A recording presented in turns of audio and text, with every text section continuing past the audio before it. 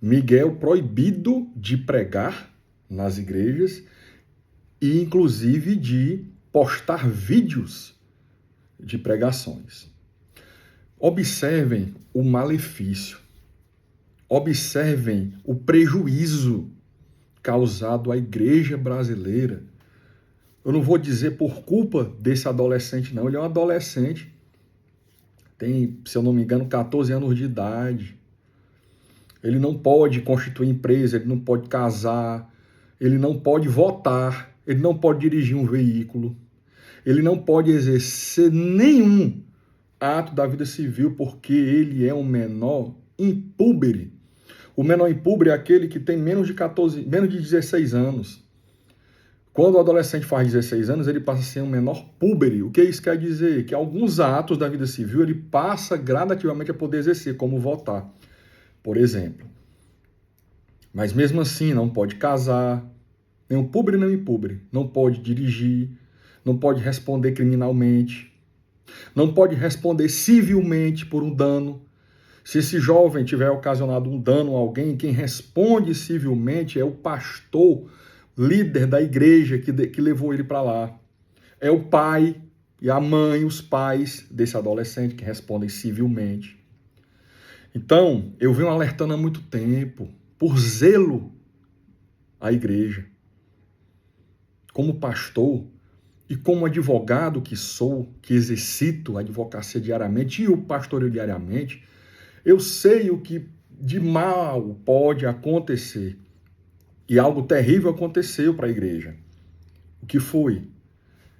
A proibição, um órgão estatal, o Conselho Tutelar, um órgão estatal, com poder de interferir diretamente quem prega, quem não prega.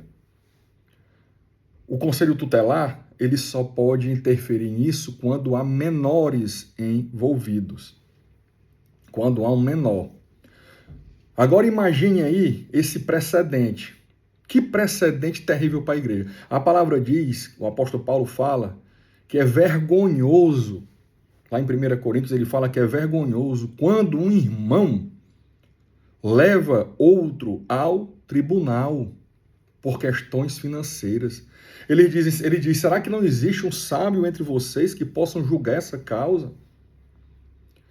Vocês não sabem que haverão de julgar anjos e vocês não podem julgar uma causa dentro da igreja? Essa história que implantou herética dentro da igreja de não julgue para não ser julgado, porque Jesus nunca condenou o julgamento, ao contrário, ele manda que haja julgamento de comportamento. O julgamento que é proibido são dois, é o hipócrita, é aquele que diz, não adultere e o cara tem um amante.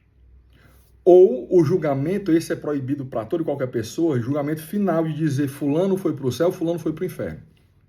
Esse só quem pode fazer é Deus. Fora isso, a palavra diz que nós temos a obrigação de julgar condutas.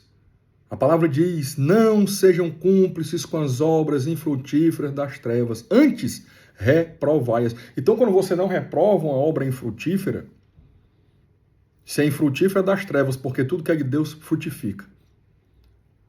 E você não reprova, você está sendo cúmplice. A palavra é Bíblia. Agora, olha o prejuízo, que as pessoas não estão atentando para isso, talvez por não terem um conhecimento jurídico. A partir do momento que o Conselho Tutelar proíbe um pregador de pregar em qualquer igreja, ainda que seja um pregador mirim, um pregador que muitas igrejas não reconhecem como pregador, nem como pastor, por causa da sua condição mesmo de idade e das palavras antibíblicas que saem da boca dele, do comportamento. Ainda assim, era um pregador em igrejas, aí forma um bolão só, igreja. E aí, a partir do momento que um órgão estatal proíbe esse pregador de pregar em qualquer igreja, abre-se um precedente. O que me garante que depois não se vai proibir a frequência de crianças e adolescentes em determinadas igrejas ou na igreja? Porque o Conselho Tutelar regulamenta exatamente isso. Ele não regulamenta porque ele não cria leis, nem executa, mas ele fiscaliza. E ele tem, acabamos de ver, o poder de proibir um adolescente de exercer certo comportamento. Então, é muito grave. E a culpa não é do Miguel, não. É um adolescente de 14 anos. Imagine aí se você fosse ser culpado por tudo que você fez ou por algo que você fez quando tinha a idade dele. A culpa não é dele. A culpa é do pai, da mãe, tanto que estavam lá na reunião. Quem estava na reunião do Conselho Tutelar? Com o Miguel, fora os conselheiros, o pai de Miguel, a mãe de Miguel e o pastor da igreja deles. Esses três são os responsáveis civilmente por tudo relacionado a esse jovem, a esse adolescente. Então, o que eu estou aqui é como pastor para pedir para você, pastor, pare. Pare de colocar crianças nos púlpitos, adolescentes nos púlpitos. Ah, é bonitinho, é fofinho. Eu vi um dia desse uma criança, um vídeo aí que tá rodando, uma criancinha um pouco fortinha, deve ter aí, sei lá, 10 anos de idade, 11 anos de idade, todo de paletó, falando com voz impostada. Você está roubando a infância dessa criança. O meu filho, ele ficou, um dos meus filhos, assistiu o culto desde 2 anos de idade, 3 anos de idade. Ele não queria ficar na salinha, ficava na igreja, mas ele ficava sentado prestando atenção no culto, não era correndo, brincando, fazendo barulho, não. Hoje é pastor. Mas foi ser pastor maior de idade, com conhecimento adquirido desde 2, 3 anos de idade, de leitura de Bíblia e de culto, de oração, de louvor. Hoje toca violão, canta louvores e prega. Não prega heresia, prega Bíblia Sagrada.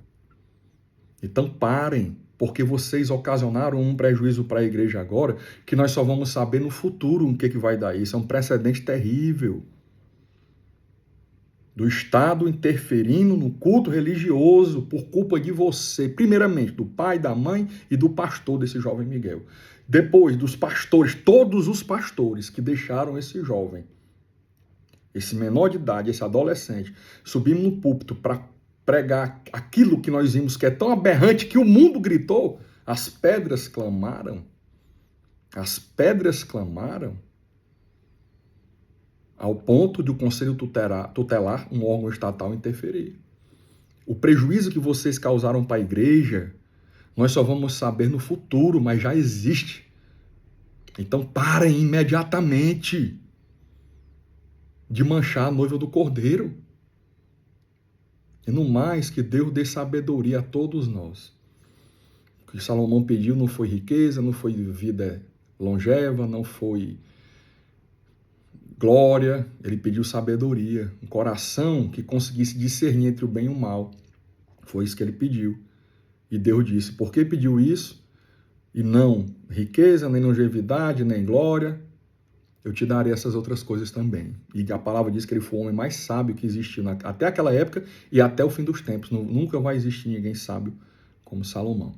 Então que Deus nos dê a sabedoria, como Salomão pediu, para distinguirmos entre o certo e o errado, o bem e o mal. E parem de manchar a noiva do Cordeiro. Deus abençoe.